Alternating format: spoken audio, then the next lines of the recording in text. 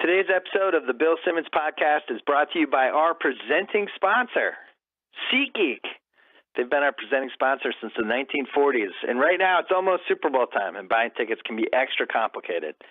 It's a huge investment, and that's why our friends at SeatGeek are here to help.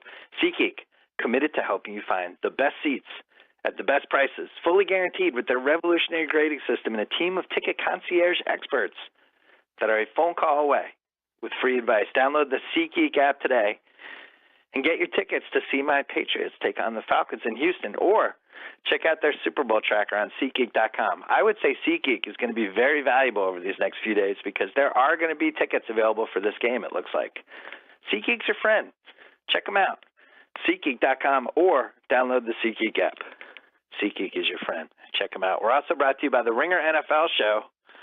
Robert Mays, Kevin Clark, Danny Kelly, and new Ringer edition Mike Lombardi doing Super Bowl podcasts all week. Subscribe right now on iTunes, SoundCloud, Stitcher, or wherever you get your podcasts. All right, before we start, I was supposed to do a podcast with Tracy Morgan today, but it turns out I have severe strep throat. I think all the stress from the Patriots winning the fifth Super Bowl murdered my immune system. I don't know what happened. So we had to audible. We taped a White Man Can't Jump podcast for our Sports Movie Hall of Fame series, which usually runs on Channel 33. We are running it here on the Bill Simmons Podcast so you can get a taste of what you're missing if you haven't downloaded any of the podcasts on the Channel 33 feed that we've done, or if you haven't subscribed. So check it out. This is me, Chris Ryan, and Rember Brown breaking down White Men Can't Jump for the Sports Movie Hall of Fame series.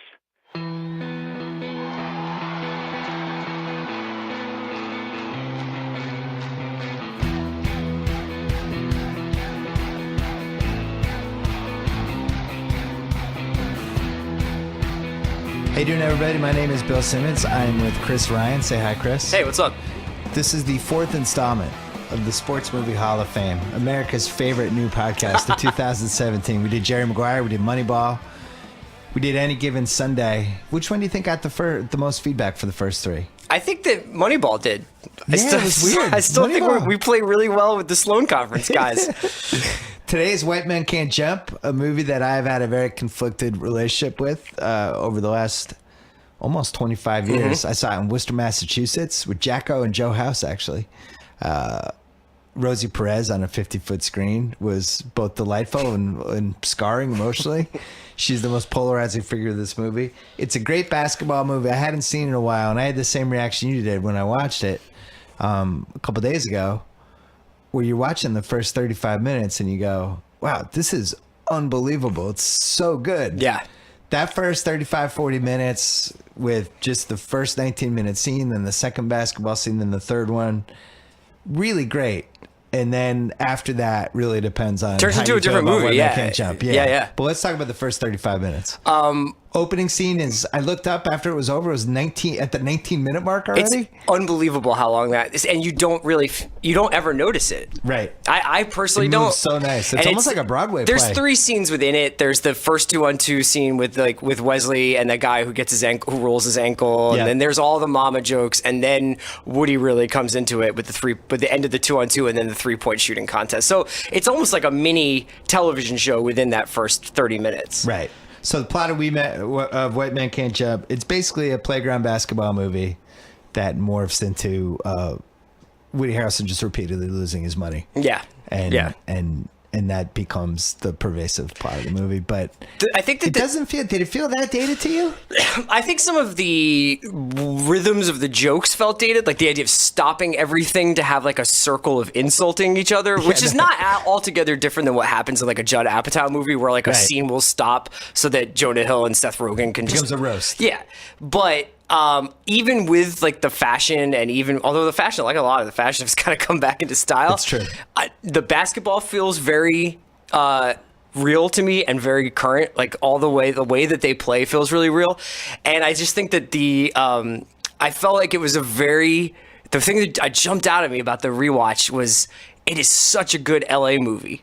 So good. It's like the Such a side of LA great you Venice. just don't ever see really, and like it's dirty, and people are living in these apartment buildings that are like pushed off of like, you know, off the road in weird parts, probably Culver or whatever. I think Culver City comes up on this podcast a lot. There's some Crenshaw.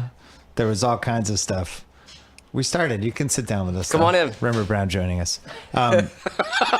So yeah, it opens with Woody in Venice early in the morning with these guys singing, and it is like the cleanest, nicest version of Venice I've ever seen in my life. And if that Venice existed all the time, we would all be there every weekend. I know. Unfortunately, it is not. So do you know much about like how realistic is like the culture around the courts out in Venice like that? Do you know much about that stuff? I don't, but I would imagine it's not that realistic. I mean, it's not the cage. It's not like the New York courts or the Rucker or something, right? I mean, I'm sure that I'm going to get roasted by West Coast basketball people right now, but like, I've lived here for 14 years and I love basketball, and I was on basketball shows that were on ESPN, and nobody at any point ever said to me, "Did you get down to Venice yet?" It just never happened. But it sets up with Wesley Snipes, who we'll get to later. He's Sidney Dean. A lot of trash talking is Sidney Dean. I can't even really describe his basketball game, but Billy Hoyle ends up, played by Woody Harrelson, ends up scamming him for $62, and that sets off this chain of events. But we go from that basketball game to then Snipes follows him home, they team up, and then Snipes double crosses him. It's all good. It's really nice beats. But I want to talk about that 19-minute scene for a second. The Yo Mama jokes, you seem like you feel like they were dated. I thought they were fantastic still after it almost like created the Yo Mama joke universe, right? Kadeem Hardison, now we'll be referencing this a bunch, but in I think the first year of Grantland, Thomas Scolionopolis did an oral history of White Man Can't Jump, and Kadeem Hardison takes a lot of credit for like the explosion of Yo Mama jokes after this movie. I mean, like a little bit. Yeah. They're still funny. It's just like, I think that we're used to a different kind. It's in a weird way, it predates. It's very much like that improv comedy that we're used to now, where it seems like everything is off the cuff. It's just that, like, I can't imagine ever being in a situation where people were like, we're going to stop everything that's going on for 25 minutes of sustained mother jokes. It's also funny, like, what trips the line. Like, your mother's an astronaut, and, like, that's the fight. It's like, my mama ain't no astronaut. It's like, I was always just like, that's not that insulting. That is true. Yeah, I felt like this was like there's a lot of these pre-internet movies. Yeah. And this is definitely one of them. Like the way everybody kind of goes at each other is eventually just would take place on a message board. Yeah. And there's also like in that first scene, there's some stuff about like Sidney taking Michael Jordan to the hole. Like Michael Jordan came out to Venice to ball, and like Sidney scored on him. And I love that like pre-internet mythology. There was all sorts of stuff about no like, way to check it. I'm not even sure if it happened, but in Philly, you'd always hear about like, I heard Iverson came out. Yeah. I heard Iverson came by the courts. And just wearing shorts. Yeah, exactly. Like Iverson came out. Put a mink coat on, took it off. Seriously, yeah. He was wearing a starter jacket and scored 33. So at the time, seeing this in 1992, Wesley Snipes, you knew him from New Jack City, basically, and he was Willie Mays in Major League, which was a big movie back then. And then he was in New Jack City. He was in a couple Spike Lee movies, but there was still room to grow with Wesley Snipes. Hadn't totally figured him out, and this is probably his best movie, I would say, just in terms of the Wesley Snipes, the full scope of the Wesley personality. Yeah, everything likable and interesting and mysterious about him is all in this movie. It's also his charisma on 100. In New Jack City, it's his charisma on 100 in an evil way. And this is like the most important thing about con man movies is that you can see yourself being conned by that person. And Wesley, like to Ron Shelton, the writer-director's credit, it's not like a straight con movie. It's like these guys who are hustling each other, but they eventually kind of, team up and fall apart and come back together.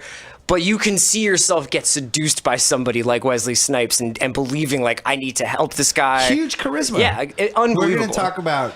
He did hold the Black Actor Championship belt for a couple years. When Rem comes in, we're going to talk about that. But so he's there. You have a little background with him, but not enough yet. Yeah. So still discovering him a tiny bit. And then Woody Harrelson was basically Woody on Cheers, and that was it. It's still at a time when like the TV to movie jump is so hard for guys. Right. Yeah. It's like, wow, Woody Harrelson's in that movie? That's weird. I only know him as Woody the bartender. And for anybody young listening to this, Cheers was one of the three biggest shows of the 80s and 90s, and was just a massive, massive pop culture everything. Yeah. And it was hard to break out of that. And he was most of the playing people somebody haven't. on Cheers named Woody Boyd, Right. and so I Who think was dumb, country and I think a bumpkin. lot of people just like associated him with that role, right? So even if he was going to break out of that, he talks about in that oral history, it was a hard time finding movie roles, and he's Yeah. like, maybe I'm just going to be on Cheers forever. And this is a role where he got to play somebody a little dirtier, a little bit more dark than Woody Boyd, but still had some of that like kind of dorky charisma that he has on So Cheers. that was one of my revelations was he's fantastic in this movie.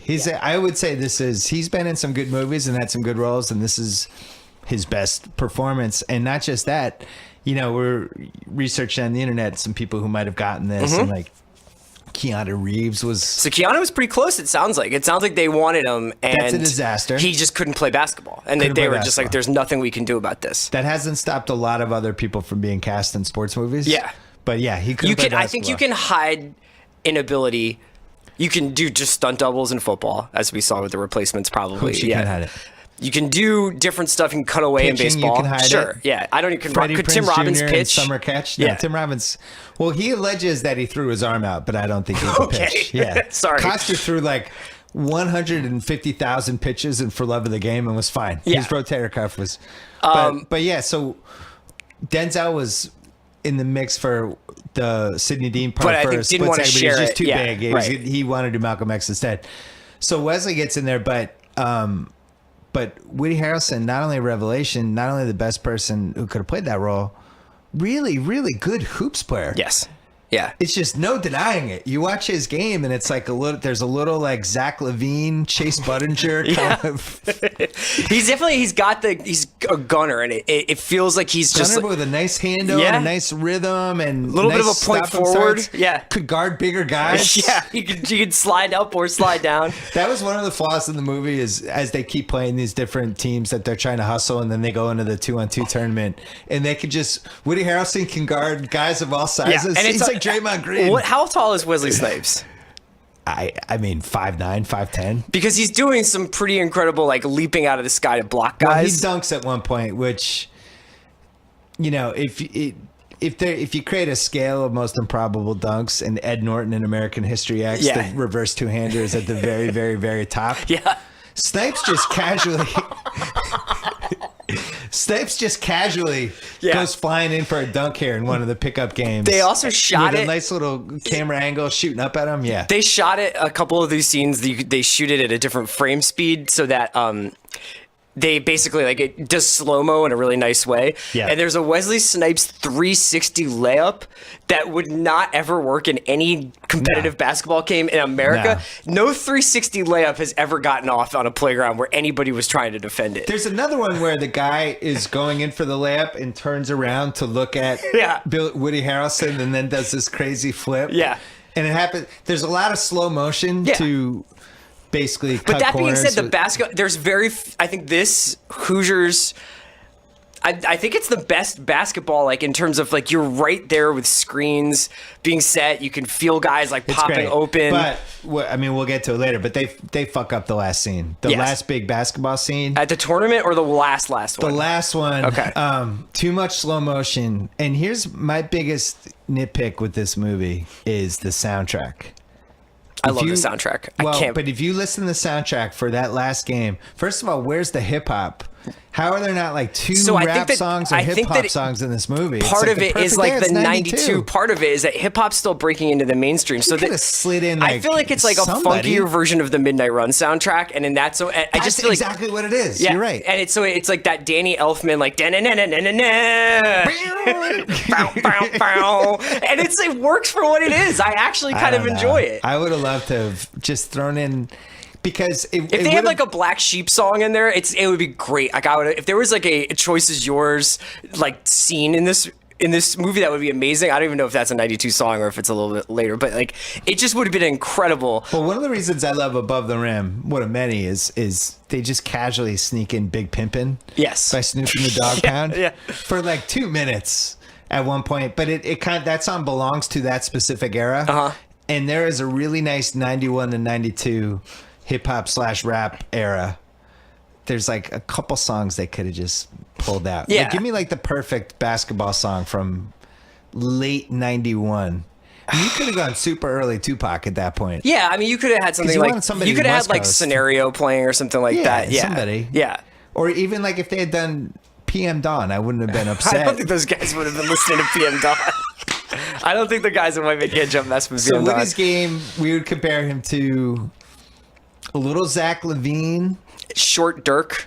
Short Dirk. There's a lot of elbows. There's a lot of contact. There's a lot of fades. Oh, yeah. I got it. Marco Bellinelli. Yeah. A little almost had Manu. European It's game. very, it's pre-European. Yeah. Billy Hoyles. Yeah. Really like Guillermo Hoyle. And so he has this story where he was playing college ball and he had been paid to to throw a game by some Shaky gangsters, story, the Studi brothers. I I think. can't imagine how much money he lost then that you just had two guys with a bad haircut Well, trying Bill, to kill you for a whole movie. The Vig was running. I didn't realize the Vig was running. In every movie in which somebody owes a gangster money, the Vig is outrageous. It's like there's like this insane interest rate. I mean, I understand that's how the mafia works, but that's one of several plot lines that you're like, wow, this movie really turns into these other plot lines after a certain point. And the biggest we're gonna get to, I'm sure, being Rosie Perez's Jeopardy run. Yeah, we'll get to that. We'll get to that later on. There's a couple things that happen in those first 25 minutes. One is that, did we reach peak Kadeem Hardison? Yeah, I think first season Different World is pretty incredible, but this might be... That set it up. That was like his Michael Jordan in the 80s run. And then That's this him was at like, UNC. This is the three-peat. Different World is Kadeem Hardison at UNC. I think he laid the groundwork for at least 3 careers of 3 Wayne brothers. Yeah. I'm not sure which 3. But Also has my favorite Kadeem Hardison line in White Men Can't Jump is definitely when he... Okay, this is a larger point I need to make. I can't believe inflation now, where like the amount of effort these guys are putting into like $60 is it's mind blowing. Like $5,000. But it's Yeah. like in the movie when he's just like, "Can I borrow $20 from Kadeem Hardison?" He's like, "I can't give you the money." He's like, "We'll go to Sizzler." Yeah. It's like go to Sizzler after. I remember thinking like, "Damn, Sizzler must be awesome." I know. Like, I was upset we didn't have a Sizzler near us at college. Yeah, that led to his greatest line, which was the "We going Sizzler." We going Sizzler. But yeah, so the Umama jokes, a couple of them are funny. I played that scene for my son, who How did it play? has been rattling off Yo Mama jokes that he's been finding on YouTube for 3 years, and he was mildly impressed by a couple. I feel like your mom, like the mama jokes were like such a line. I mean, it gets shown in this movie, but like for something that was such a competitive and group act, like nothing pissed people off like making fun of each other's mothers. Right. So people would like really get pissed off like really fast when that would happen. I remember a couple of fights. I went to a Quaker school and there were still fights in school over that. Well, the other thing with YouTube, I think that whole scene just goes on YouTube, and then people wouldn't have felt as inclined to watch the movie. But back then, it was like the movie just moves in these different pieces. Rosie Perez comes in, who she'd been in a Spike Lee movie. She was in Do the Right Thing, and then I think she was in one other one, but another one that we hadn't totally discovered yet. One of the most polarizing sports movie characters of all time. Rosie? Yeah. Yeah. I even rewatching, and I am not a big Rosie Perez fan.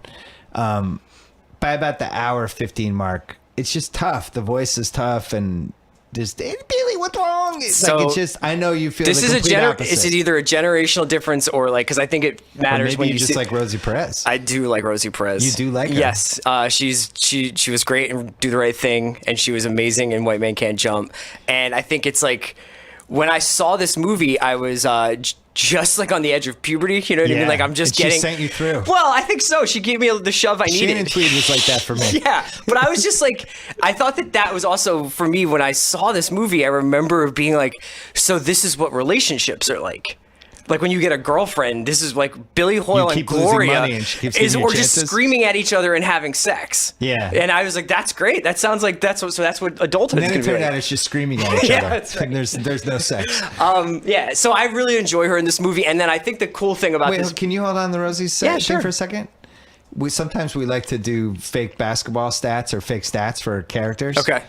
Woody Harrelson, to me, this is like a Durant performance. This is like a Durant at Golden State performance. Very efficient. 13 for 18. Yeah. 12 rebounds. Yeah. No turnovers. Just phenomenal. Rosie it's like she's Jamal Crawford, but it's Jamal Crawford when Chris Paul and JJ Redick are hurt, and it's like 36 shots. Jamal Crawford 45 minutes, and it's you get a league pass alert. It's like Jamal Crawford is going for 50 points. He's You're like, taking what 50 the field hell? goals. Rosie, I think, in a movie like this is meant to come off the bench and carry a couple scenes, maybe hit one 4-point play, which would be either one of her nude scenes that she has in this, and then. But I just don't need her for 45 minutes. I think it should have been more of like a male bonding buddy. It's basically a buddy cop movie with basketball, right? It depends on how you look at it, because for me, this movie is basically like The Sting meets Bull Durham, and I do think that it's obviously a great sports film, and it has just some of. But like in Bull Durham, Sarandon. Like to me, Crash Davis perfect. disappears for like 30 minutes. Sarandon's great in that movie, and she's the co-lead. Right. I think the leads to me in this movie are Snipes and Woody. And that's certainly. Rosie Perez should have come in a couple times, but not dominated. I guess I just appreciate it's unique in that, right? It's unique in that like the story goes on off the field kind of thing, and that's like in sports movies that. I like when we disagree. Yeah, no, and I just think that this movie is a very like divisive last 40 minutes because it's pretty dark, and also he doesn't get the girl, and there's no basketball, and there's like just like a real 25-minute long Jeopardy scene, and a lot of unanswered questions. Like, so they play this one game. Oh no, they played against this guy who basically snookered them out of money. But then they go back, and he's like, if you hit this half-court shot, hook shot, I'm a guard on the lot where Jeopardy is. And Snipes is like, he'll get you in. Right. I'm positive that's not how Jeopardy works. To get on. I'm pretty sure. It's although like it was 92. the security Who knows? guard who's playing basketball and hustling for money all the time. He's got another Jeopardy contestant to get in here. So she gets in and she wins. But back then in Jeopardy, you just kept winning until you lost. Yeah. So she's only on but one she has show. like a whole thing where she's like, I'm going to go on Tournament Champions. Like there's like an annual thing. Like this is the one time I wanted more Rosie Perez. Yeah. I want to know how many times did she win? we should have had a sequel that's just all about Gloria going through Jeopardy. Gloria, did she win 6 times? Yeah. The Tournament of And she was Champions? also going to become a daytime soap opera actress. That's what her dream is when she's out there. A lot of Alex Trebek. Mm-hmm.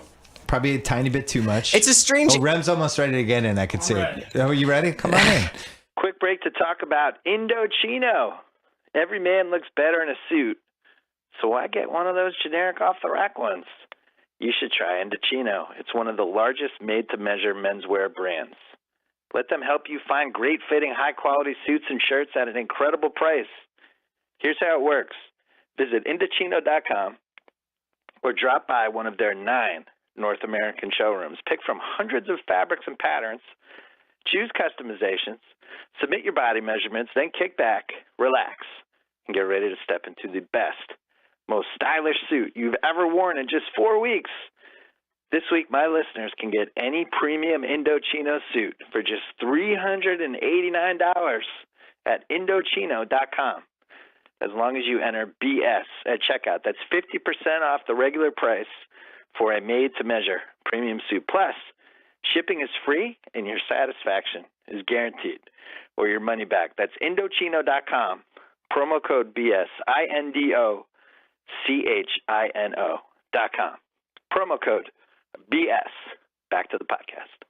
So you asked a couple of minutes ago. We can keep talking about Rosie, but I remember the thing about this for me, and was that it's 92, and like I'm in school in Philly, and hip hop is just starting to like kind of really go mainstream. I'd probably been listening to it since Raising Hell, but Run DMC. But it starts to get like bigger and bigger in '88 in my mind, and it just becomes this music that I'm obsessed with. Beastie Boys are big, but that's actually a good point. So like Native Tongues, Tribe Called Quest, De La Soul is all happening. Public Enemy is happening. De La Soul could have been in this movie. Yeah, I mean, like, it's a very Native Tongues movie to me. But one of the things that was so meaningful about this movie to me was that, like, obviously, like, there was this collision of black culture with like the white mainstream that was like at once lucrative for hip hop, but on the other hand, like, it had a lot of inherent issues. And this movie kind of confronted those head on. Like, it's about race in a way that is actually pretty honest and confrontational and funny.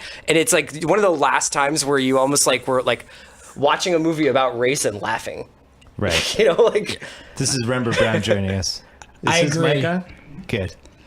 It's better, like it handles race without like being heavy-handed about it, Yeah. and it's why it's better than every movie that is like trying to be about race in the past 20 years. that is like it's embarrassing. Yeah, you know? it's almost innocent when you go back and look at it, and you're just like, these are just like all the problems in the world are going to get worked out on this Venice Beach pickup game. Well, there was another part, and this was the era of Bird being the best player in basketball, but also being white, and the Celtics being the white team, and the Lakers being the black team, and all that stuff. And it trickled into a couple other movies, like the Spike Lee thing. But it also trickled in when you played. Like when I would play, if I ever played in a thing where we were the minority, the white guys, they would call us like Liam Beer. Yeah. They would call us like these derisive white guy player names, and so it was always this undercurrent. Friendly though, it was just part of the basketball thing, it's trash and I love talk. that White Man Can't Jump tapped into that. I don't think people do that anymore. I actually If I played basketball, people would be like, hey, come on, Liam Beer. A couple of things ruined my basketball abilities. Like for one thing, not going left, being able to go left. Yeah, that was being always- short, slow, and having no vertical jump. But one of the things Yeah. was people calling me Mullen when I was on the court and 'cause of the mistaking hair. it that I thought like, well, I guess I'm just a knockdown shooter, so I would Right. just shoot every time, and people were just like, stop picking They're me. just disappointed. Yeah, they're like, I thought you were Mullen, and I'm like, I didn't say I was Mullen. You said I was You Mullen. said you anointed me Mullen. Yeah. I never said I was Mullen. Another 80s basketball thing in this movie is Raymond, who's the funniest character in the movie. The Raymond scene is one of the great sports movie Raymond scenes. going back to the car Raymond for his gets other his gun. It's amazing. Tries to commit a liquor store robbery. He has a knife. He gets confused. No, he's a like, straight I'm getting razor. my gun, I'm shooting everybody. He's straight But razor. He's played by Marcus Johnson, who in the late 70s was Milwaukee's best player. Milwaukee almost made the finals with him as best player. Going back further, was UCLA's best player. Got traded to the Clippers. Like, he was a real guy. What was it like? What were the Clippers like back then when he was Well, on the when he got hurt when he was on the Clippers. Okay. But he was San Diego first. But Clippers curse. I would compare him to like a better Paul Millsap. Oh. Ooh. Yeah. Like he was. Can you imagine Paul Millsap like walking around with a straight razor? Right. So Marcus Johnson was really good. And then to see him in this movie, it's like, it would be like if Bernard King had played Raymond. Same, Yeah. like he Yeah. was like at that level. It's like, oh my God, that's Marcus Johnson. And he has this killer scene in this Yeah, we're movie. talking about your mama jokes Yeah. earlier, and if you ever want to just like rattle someone in 2017, Can you imagine? just like hit them with like a mama joke, like no one knows what to do with themselves. It's amazing. I've no, done it in the past it 2 would weeks. Be like a one of those fights where like immediately the people who are fighting start crying because like it's too emotional. Yeah. Like it's just, you ever see like a bar fight and then you look and the dude who like either like the guy who started the bar fight is crying and you're like, well, you okay, man? Like, Well, my son still throws out mama jokes. Rem, where do you stand on Rosie Perez? I love Rosie Perez. Okay. In this movie, not too much. I thought her usage rate was too high. No, I mean Not you. Was perfect for you. I don't need to tell the same puberty story twice. It's already happened once. So yeah, it's like Rosie Perez is like a formative Figure, person. yeah. Like Okay. Thank you, White Man Can Jump. Thank you, Spike Lee. Yeah. Thank you. I also think this movie has like I don't know if you've already covered this, but I'm gonna get this line wrong, but it's a Sidney Dean quote where I think he's like, just because you put a cat in the oven, don't make it a biscuit. I love that. there's That's a good lot one. of like very poetic trash talk where it's just like. You know, like it's hard goddamn work to get some this. Like, can you imagine somebody trying to set something like that up, and it's just like, Another pickup yeah, game. yeah, and just be like, dude, what are you doing? Like, you know, like, I don't mean to brag, but I'm the greatest. but Hey, there, speaking of Sydney, yeah, it's unclear how he made money. Because at one point he mentions, or maybe the wife mentions, or he mentions it to her, he's got the roof thing, the cable thing, and the paint thing, and he's got basketball. yeah. Yeah. So apparently that's how he was Odd making jobs. his money at the time. And, He's an and odd jobs basketball guy. looks like a $4 an hour job. But how Because many when times you're could out you- there on the court, if you make $50 in a game, and are you splitting Splitting that it. among 5 guys or But 3 guys? How many hustling opportunities do you have? In Well, this LA is the thing: is that basketball? when I There's like watched 5 this courts. game, I thought like my two thoughts coming out of the late '80s and the early '90s were that the 2 most attractive jobs in the world were pickup basketball hustler Yes. and minor league baseball catcher. Thank you, Ron Shelton. That's definitely why I was like, I just want to be a 40-year-old catcher in Durham, North Carolina, and be like with Susan Sarandon. That looks like an awesome life. So imagine how messed up my reality was, because I saw this movie really early and then went straight into idolizing And One mixtape. So I literally was like, the only job I've ever wanted if I want to be a successful man in this world Yeah. is be a pickup basketball player. I know. Like the only difference is like Like, and one. Have you ever tried to hustle someone at Pekka basketball? tennis? You have you hustled I've somebody at like tennis? absolutely hustled. Like I've like gone out and I've never in my life been able to hustle and like I've hustled people in pool. I've Have hustled you people- really? Yeah. It's like how? Like so you pretend to be bad and then play well? Yeah, you miss a couple and then I've hustled people in why don't we doubles. play for money and then you start. I've like been like I had a friend who would like pick me as like a doubles partner, and I Would was you, just and you like start stretching? I was just like I like didn't have Give him the jump, man. but non-basketball. So, So- it's, oh, god. Sydney throws the game. Are we okay with that decision when he Billy Hoyle took $62 off him and he double crosses him for $1,700? It seemed excessive, is my point. I mean, I thought, but I remember when that happens, my heart It breaks. hurt. It hurts. Yeah. It really does hurt. Made me not like Sydney. Also, like, disgrace the playground pyramid a little bit. That is Little true. shoeless Joe Jackson-y. Yeah. But that's what cons are all about. You got to get to the long one. How did you feel about Woody Harrelson being able to guard players of all shapes and sizes, including some 6'8" guys? I think Woody Harrelson, like, my favorite thing about the movie is that, like, just he's so much better than Sydney. Yeah. Well, all right, let's just go there. Let's just go there. Let's I just mean- go there. So, by all accounts, Wesley Snipes was a very good athlete who had no idea how to play basketball, and they taught him. And if you watch carefully, and this is my number one flaw with the movie, Rosie Perez getting too much usage being number two, he's not a basketball player. And the stuff that he's doing, like, first of all, here's how you know he's not a basketball player. Compare his game to a basketball player. What player would it be? I just compared Woody Harrelson to Video 17 game players. Stephon Marbury? I don't know. Baryshnikov. like what he's doing is so theatric. It's beautiful. That's why those slow mo shots work. I think that's the only way they could shoot him is in slow motion. It's beautiful. Like but like they're He not. carries every single dribble. Like, not that you would call that, Marcus but like, Johnson must have been like, "Oh my God, guys, come on!" yeah. Like Come on. the Yeah, he carries more than anyone. Like the exaggerated, like top of the key fake bounce pass. Yeah. Like they're beautiful. Or the no look throw over the head. Woody Oh, looks this like one? Yeah, that one's great. But Woody had that little Marco Bellinelli, little Zach Levine for Woody, somewhere in the middle of there. But- Definitely a European game. The other side of it is that like Wesley Snipes looks like the best basketball player I've ever seen. Like The way he carries, yeah, like the hat. the double tank top, Yeah. is like a look I'm still trying to do.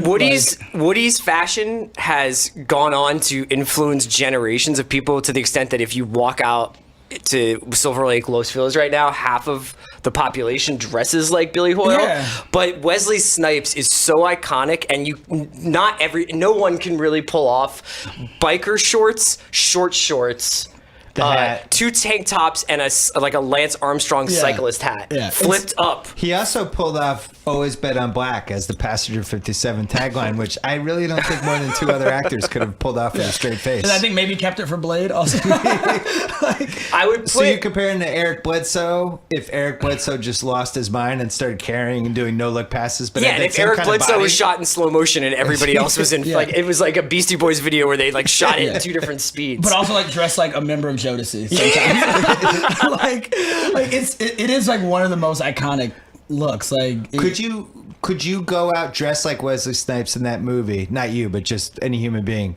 Could you go out in public and fit in without people staring at you twice? I feel like yes. yeah, you could. I could not, but yes, you. No, not you. Yeah, But I think you'd have to. I've heard a story that when Ray Lewis used to go out to like clubs in Atlanta, sometimes he would just wear like Under Armour like shorts and like a tank top. And like if they ever gave him trouble, he would just give them a look like, I've like, and they let him in. Word on the street is that Colin Orcutt, the head of video for The Ringer, dressed up as Billy Hoyle 2 Halloweens ago. that's pretty amazing. Yeah. Are you having any documentation of this? He's All Colin would have made to the do is mistake wear a of pair of sending me a shorts and an photo. orange sweatshirt, Yeah. though. You Yeah. know, like I want that parental advisory T-shirt that he has.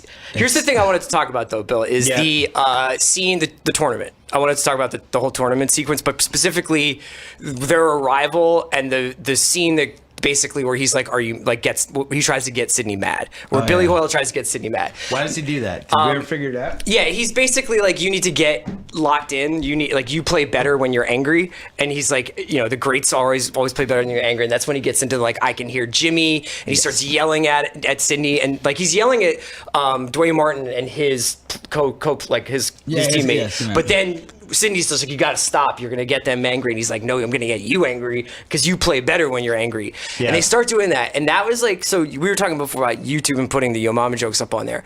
That was back like when you could tell the power of a scene and like how funny or amazing it was by how often you and your friends would basically just like reenact it in high school hallways. You're just like, we gotta just basically just do an impromptu version of this white man can't jump scene, and we would do that for like all the movie scenes that we really loved, you know. And that was like the only other one that got as much burn as that. Like I can't even think, like we're like Beverly Hills Cop or 48 Hour scenes that were just so mind-blowingly funny that you could like you only do them justice by like basically reenacting them.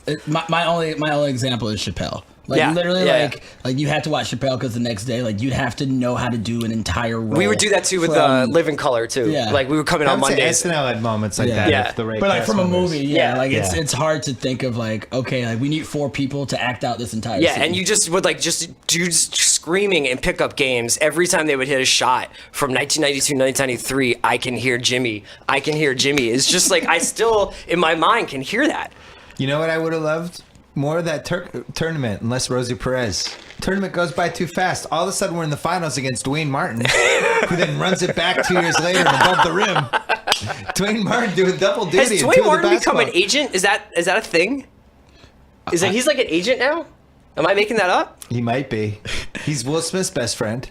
Is he still? That kind of became Will Smith's best friend. Let's just move on. I will say, I heard y'all talking about Kadeem. Kadeem. Yeah. What's Kadeem up to? I don't know. I think I saw him pop up on that show Real House Husbands of Hollywood. Oh, really? Kevin Hart? Really? Yeah. I might have seen 12 of those. I will say. I'm just going to do a Kadeem IMDb while you're talking.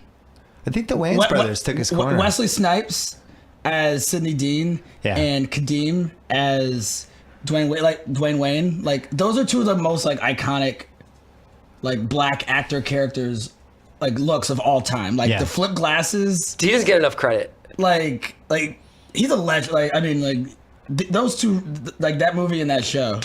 Like that's how I knew he's kind of legendary. That's how I knew I didn't have enough black people in my life growing up because you didn't watch Different World. No, when they spun it off, I liked it. And it was like, oh, nobody's watching that. And meanwhile, it's like this iconic show. Also, just like not nobody is watching that back then. It was like 22 million people watching it. You know? It'd be the number one show. More by people 10 million watched people one now. episode of A Different World than like ever watched all of Girls put together at any time. And it's just like, nobody watched Different World. What a cult hit. So a sophisticated take to always have is to like A Different World more than Cosby Show.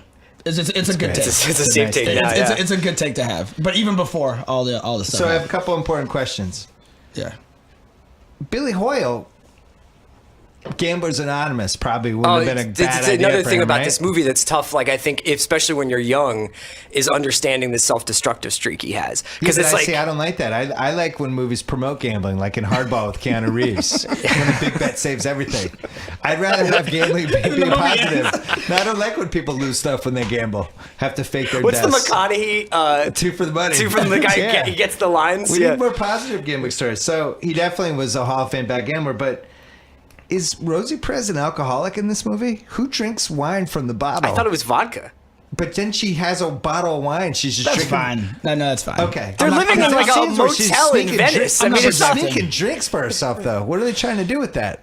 I mean, I think living with Billy Hoyle is probably stressful. Stressful studying all those almanacs for Jeopardy too, That's man. True. Yeah. And when they moved to LA, wouldn't that have been enough to get away from the bad Stucci guys brothers? in Yeah, I Louisiana? think the Stucci brothers are just gonna find her? I don't know. This is also like In the middle of nowhere in pre-GPS, LA? pre looking people up on the internet. It's like Rosie Perez is on Twitter, like I'm just roller skating through Venice, studying for Jeopardy, dropping geotagging. Yeah. So what did they just go to every? I guess they must have just like gotten court? word that that's where they had run to. It felt kind of cartoonish. Yeah. It's just Cartoonish. like in a cartoon, like the bad guys just are always chasing after you. But forever. that scene though at the end where she's just like, if you gamble away my money, that's it, and he's just like, it's the last time, and he thinks she's gonna still be there, and she isn't. It's like that was a very adult thing to watch in 1992 for me. I was like, wait, left. that happens? Skated away. Yeah. let's take a quick break to talk about Lyft. They've been in the news lately. I started using Lyft after they made a deal with LAX. All you had to do is download the app, and you can get a ride in minutes, 24/7, for less than the cost of a cab. That sounded great to me. Every Lyft driver is fully vetted through their 10-point safety standard, including criminal and DMV background checks. They're rated after every ride. Only the best stick around. And with Lyft, you can tip in the app, which obviously leads to happier and better drivers. 9 out of 10 Lyft rides get a perfect 5-star rating from the passenger. It's also the highest-rated ride-sharing app. And it's your buddy if your car's in the shop, if you had one too many beverages, or if you're my wife and you ran over a pothole for the 200th time. People are actually getting rid of their cars and relying on Lyft to get around. And you know what? I don't blame them. So, hey, you might be excited to download Lyft this week for reasons that are in the news. I will let you Google them. Right now, Lyft is offering our listeners a special deal. Get 3 free rides up to $10 each. That's up to a $30 value when you enter promo code Bill Simmons. That happens to be my name. Download the free Lyft app today. Enter promo code Bill Simmons in the payment section. 3 free rides up to $10 each. What do you have to lose? Try it out. Lyft, Lyft. Back to the podcast. White Men Can't Jump. Best title ever for a sports movie? Unconditionally. It's I incredible. was trying to think of a better one, and it's always like Rocky. Yeah, Slapshot, Hoosiers, Major The League, Natural, great Major movies. League. Yeah. 8 Men Out, nice movies. Like all White Men great. Can't Jump is an amazing title. And it's the arguably one of the best movie titles ever. They don't make movies like there aren't like they talk about that where like they made that and they were like, are people gonna feel like this is too edgy? And you know, Ron Shelton talks about this where it's like the film studios weren't as conservative because they weren't as backed by like all these major financial conglomerates or like, you know, investment funds or whatever. So they could kind of take chances, and that's why they went with, you know, Wesley Snipes instead of Denzel Washington and Rosie Perez instead of Holly Hunter. And not Holly Hunter as Gloria. Yeah. I mean, I know it would have been a different That is some character. bad casting. It would have been amazing if Holly Hunter just played the same character. Or played the character from the piano. Yeah. God. But Maybe that could still happen. it's like a pretty edgy, you know, cast, and like just the fact that they called the movie White Men Can't Jump in 1992 was like everybody I knew was just like snapped to attention when we heard that. We were like, what is this movie about? It would not like it'd be called something so corny now. It would be called like Rules of the Game. Like or, basketball's like basketball's a beach. Yeah, right. Well, you know, the other thing that happened was all the foreigners that came into the NBA, more white guys from just basically everywhere, Europe, Russia, whatever. But like from 80 to 92, the white versus black NBA conversation was always a conversation. Sure. You know, a little like what we talked about earlier. And it does feel like that was an edgier title than now. It'd be like, White Men Can't Jump. It'd be like, what are you talking about? Like, and you could just list all these different. What are you talking about? You guys people never seen Mario Hazonia? You're right. You know, what if they made a football movie called Black Men Can't Pass? That would be your 2017 precious take pick of the person About black quarterbacks. It's just a black guy in Texas just being like, who shows up at a high school football game. He's like, I play quarterback. Would that be a hot take in 2017 when this movie came out, that White Men Can't Jump is not Yeah, a PC that's the problem. title? It's like weird because You wouldn't say that about that. Like, I feel like somebody would write that piece and we would mock it. I think, you know what the problem is that white people got too much respect in basketball now. I completely agree. That was my point. Yeah, with all I the Europeans completely and the agree. foreigners. Back then it was like Larry Bird and nobody else had Yeah, respect. Craig Maybe Elo. a little John Stockton, Mark Price. Mark Price could shoot. And you Yeah. know who I bet is the most pissed about that white people got so much respect? Larry Bird. Larry Bird, definitely. Why do you think Bird's Larry like, Bird's "God like drinking damn a it." case of Coors right now? Just be like, you know what I had to do in the 80s to get this name?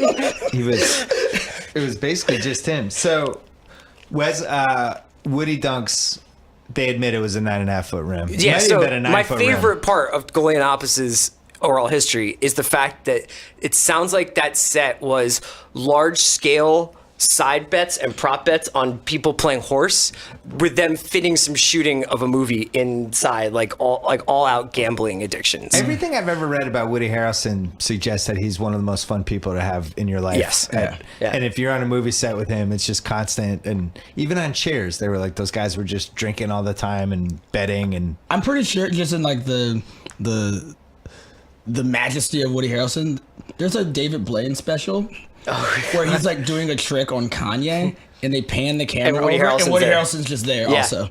I'm like, I just want to know more. I always want to know Woody more. Harrelson also just like every time Woody Harrelson is put into something, no one's ever just like, are we sure we need to? Like when they cast Woody Harrelson in the Han Solo movie to be Han Solo's mentor, 99.9% approval rating. Nobody was like, are we sure Woody Harrelson could be Han Solo's mentor? It's like, no, that makes complete sense.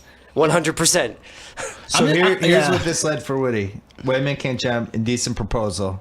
I'll Do Anything. I don't remember that one. Cowboy Wake, Natural Born Killers, Money Train. Money Train. Yes. It's a trilogy for Snipes and Harrelson if you go back to Wildcats. That's in a box set at Sam's Kingpin, Club are you right a now. Kingpin fan? Yes. Okay. Kingpin, People versus Larry Flint. I thought All of a half sudden the- he's a major movie I actor. thought half got those movies nominated. were McConaughey. I always get them confused. I still get them confused. That's the thing. If there's no McConaughey, it's like what our friend Wesley Morris always used to call the market correction. Yeah, I mean, McConaughey took some Woody roles. Yeah. There's no question. but did they? Woody should have been in Dazed and Confused. But did they continue to But let here's the themselves genius exist? of Woody Harrelson is Do you that think they needed each other? Yeah. Woody Harrelson like just coasts. Like Woody Harrelson originally read for McConaughey's role in True Detective, and then they were like, "Well, we're gonna get McConaughey." Woody was like, "He should play Russ Cole, and I should play the other guy." Like it was like he always knows exactly the level he needs to be at, which is probably why was he really is stoned. always successful. That's He great. never like outshoots. You know what I mean? Like he always knows his range. She's like, I don't want to be Katniss. Yeah. I want to be the old drunk dude. But that guy he got like so paid, and everybody who worked on Hunger Games was like, that dude is like my favorite person I've ever worked with, Yeah. and he wore a terrible wig and is like, go get him. For 5 movies is like, you go out there, you do your thing. Some really good No Country for Old Men, Woody Harrelson. Oh my too. god, like 65 seconds on screen, he's incredible. So here's Snipes. Snipes goes Major League, This is gonna get dark. Mo Better Blues, No, but it gets. New Jack City, Jungle Fever, Water Dance, White Men Can't Jump. He's really good in Water Dance. Water Dance is a good movie, and Passenger 57. So this is we were talking about this at Wait, lunch. did you say Murder at 1600? Did I That miss was after. This is Sure. no, because we were talking about Classic. the Black Actor Championship belt, Yeah. which Eddie had from 82 to 89, basically, even if you count Harlem Nights, which some people like. Trust me, at the time, nobody liked it. Now I enjoy think it. it's Snipes basically from 89 on. When's Boomerang? Boomerang was 92, I think, 92, 93. But Snipes grabs the belt, and Snipes becomes... And then all of a sudden, Denzel comes in, and we were talking about it. We looked up Denzel's IMDb. It's like once Malcolm X happens in 92, it's just like. But then then in 93, he just goes Philadelphia Pelican Brief. Yeah. And it's over. Yeah. And then he's like, Julia Roberts, get off of me. I'm on jet every week. And Snipes, for whatever reason, I mean, obviously he had some personal issues, but by the late 90s was out. Yeah. It was a little bit like what happened when it was like Keaton versus Hanks for a while, and then Michael Keaton just was out What's he after say? Batman. Went to prison for He went for to prison tax for evasion. tax That evasion. was much later. I think, was later. I think the thing about Snipes is that like he had like a lane at being like a sexy man in his 20s, but like didn't have that lane in his 30s the way Denzel. He also chose Denzel's very a much specifically better to actor. do. Yeah. But yeah. But to do action movies. I mean, Denzel never went full action. Wesley Snipes, when he did Blade, was like, this is great. You basically I don't know like why like he chose to do this, but like that's an incredibly lucrative choice to make if you can become an action star for 15 years. Like That's true. Hundreds of so many people go see those movies. Whereas it's I like don't know. Denzel's never done a summer blockbuster, by the way. It's my favorite thing about him. Never done one. he's made plenty of like thrillers. You know what I mean? Yeah. If we Bone didn't- Collector. Rem owns the Bone Collector corner. It's my only Anytime corner. Bone Collector comes up, What's he the one wants- with Lithgow? he wants in. Ricochet. Ricochet. I liked Ricochet. Yeah. That's Ricochet's my good. ideal Denzel mustache from Ricochet. I think Snipes should have had a better post 94 career. Yes. Like I wish like he had. I think Wesley Snipes would agree. You know what would help? Like just for 2 years, just join the cast of ER after Clooney leaves. Like make a big market TV. That didn't move work for for 2 Mekhi years. Pfeiffer, really, but Take all those Morris Chestnut early roles. yeah. Oh yeah. Well, that's the thing. He was too old to be in that kind of Omar Epps, Morris Chestnut. Tay Diggs, he missed like Tay the Diggs, wood. He missed it. the wood. He missed the Wood era.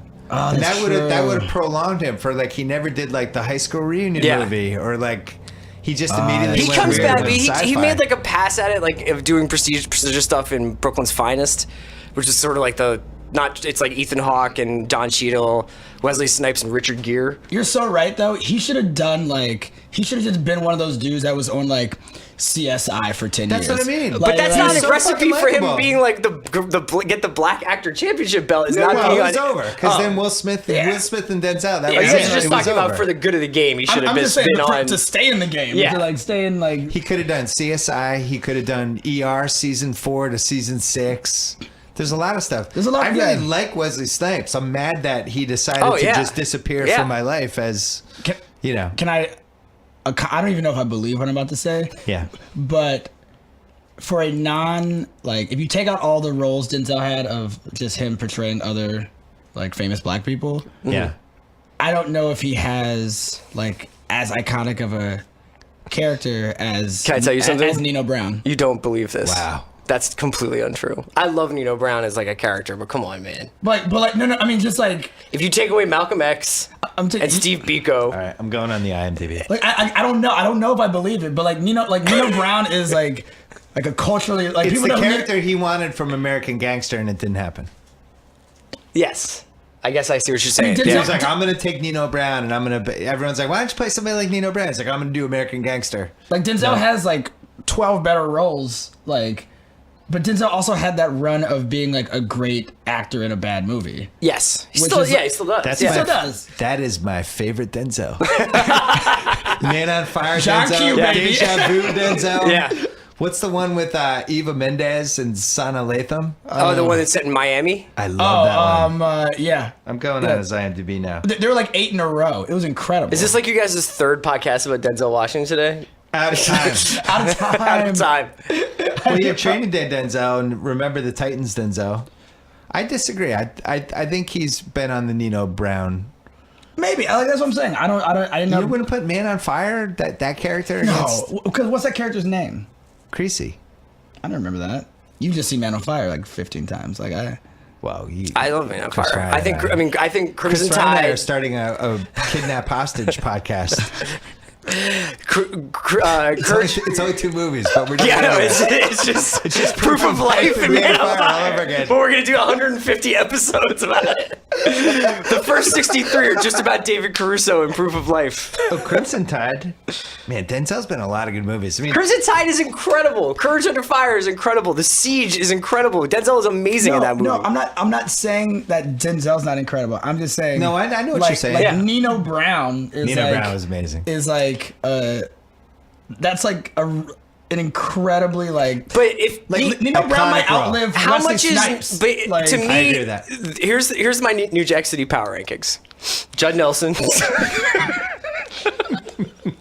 Judd Nelson was so iconic in New Jack City, and I'm sorry, I know this is like ridiculous, but it's not, and it's not fair that a white man wins New Jack City, but Judd Nelson completely the wins. worst take you've ever had. I thought that Judd Nelson had the comeback so far in front of Robert Downey I'm walking out of Jr. this place. I'm going back to New York right now. Oh my God! You went with Chris Judd. Rock 3. Judd Nelson, Judd 1. Bill Cobb, Okay, that's fine. Chris Rock, Ice-T. Ice-T, then Wesley. Then Wesley Yeah, Snipes. Wesley Snipes is fourth. Well, Oh my God! it's funny. Like he was in the conversation for a few years. Wesley Snipes. Yeah.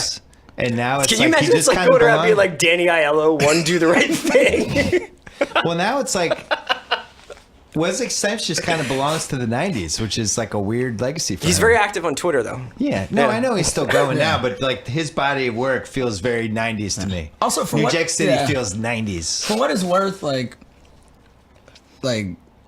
Ice-T's just been steadily acting for 20 plus years. Like SVU is still like in these streets. Yeah. and he's in every episode, and he's like, it's amazing. Like, Yeah, we no, were, I- we were talking about Keenan like earlier. It's like Kenan like Thompson, yeah, you Kenan just gotta Thompson. like sticking around for 20 years is like There's a value you should to it. get.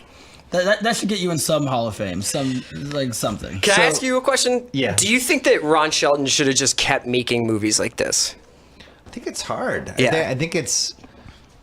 I love the origin story I of don't this. know, that, like where you go next, that right? he You used tried to do just- play to the bone, it didn't work. yeah, and he tried Cobb, didn't yeah. work. But Tin Cup. Think Up to Me worked. Yeah, so he's got 3 that are perfect. What else can't great white men ones. do? Govern. Yeah. White men can't lead. I feel like he should have just kept with that thing. That Black should have men been like a can't website skate or something. Like, I don't know. Like, I feel like he had a good formula. So it made $75 million, which is a lot at the time. Yeah. And now they're talking about remaking it. Uh-huh.